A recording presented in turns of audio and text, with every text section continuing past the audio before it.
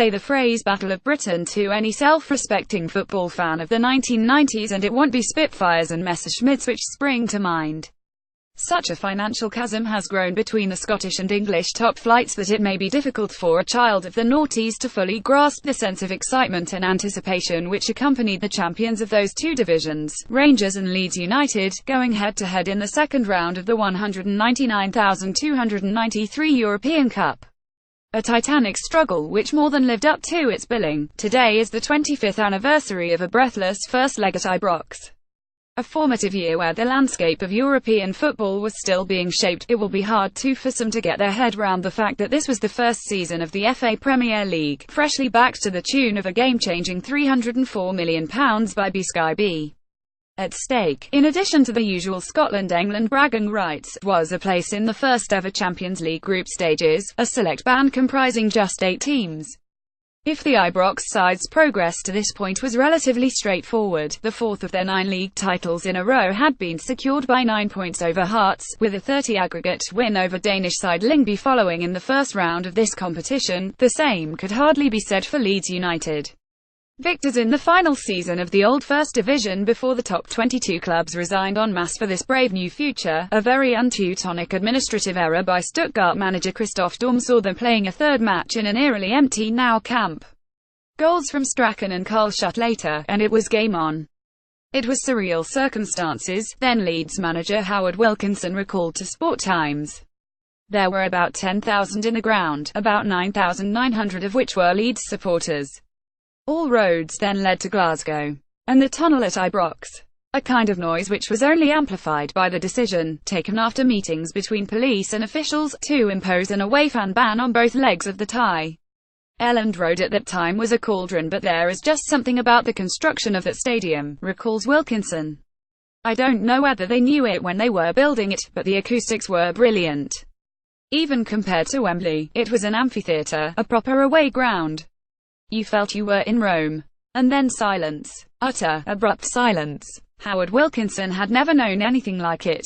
The hush marked a stunning Gary McAllister volley which sped past Andy Gorham with such ferocity that it cracked straight off the stanchion and bounced back out. That silence was surreal, recalled John Brown. There was so much noise coming out of the tunnel at Ibrox that you couldn't hear the guy behind you, let alone the guy 10 yards in front. So when it was suddenly silenced, it was like a wake. You just couldn't believe it. But we were able to fight back. We always were, that year. Whenever teams scored against us, they knew we were coming back at them. Because we did it on a weekly basis, game by game. It always helps, of course, when you get a helping hand from a goalkeeper. John Lukic, an experienced figure, who had started the move for Michael Thomas' last gasp goal at Anfield in Arsenal's 1989 league win, misjudged a corner and it was game on. There was a problem on a corner, said Wilkinson, and John Lukic might not admit it, but I think he threw it in. When Ali McCoist latched onto a Dave McPherson knockdown, the Ibrox side had a lead to take to Elland Road. Rangers were behind enemy lines now. This was the kind of team which revelled in it. Nothing feared us, recalled Brown. When you are involved in old firm matches and you can play in those games without being overawed, then you can play in any game. Leeds United's stadium was like our backyard. It didn't intimidate us at all. They played Eye of the Tiger, the Rocky tune, beforehand, and we turned round to see Ian Durrant shadowboxing their centre-half, Chris Fairclough, in the tunnel. It was all about psychology. We were laughing because we could see they had fear in their eyes, even in the tunnel at Ibrox. It was something Walter Smith and even the previous manager Graham Souness had said. He said, stare them out, and if they can't hold your gaze, then that is half the battle. But there was magic, not just machismo, on show that night, as Mark Hateley and Ali McCoist grabbed a sublime away goal each. I had seen Mark Hateley play loads of games, especially in England squads and under-21 squads, Wilkinson recalled. He pulls one out of the bag which can only be described as world-class, chest, half-turn, volley, I think it was about 30 yards, whoosh. Then they did us on the counter and it was goodnight Vienna. John Brown remembers the aftermath as vividly as the match itself. He claims Gordon Strachan and Gary McAllister took the defeat badly enough to walk off without shaking hands, while Rangers were acclaimed by the rest of Elland Road. I think they had been overconfident, said Brown. And I think that was proved at the end of the second game when both Scots lads ran off the park without shaking hands. There was the fact that one of the first men who met them when they came off field and back into the away dressing room was a certain Sir Alex Ferguson. He was as happy as Walter or Archie, because he had worked with them both, and he was a proud Scot who loved to see Scots not being downtrodden in the press down south, said Brown. Which they had done. They had written us off. So that just drove us on. There was going to the stadium's club bar, a player's lounge, to phone his dad, and sharing a drink with Eric Cantona, who had scored a second-leg consolation, David Rocastle, and Rocastle's friend, or minder, actor Dennis Waterman.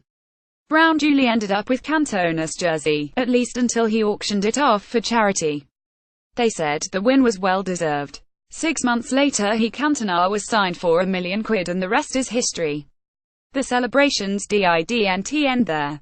Garrisoned at the Holiday Inn near Manchester Airport, Smith said the night was theirs, so long as they were on the bus back north at 7:30 a.m. the following morning. As for their recommendation for a Manchester night spot for the occasion, it came from a few young men about town.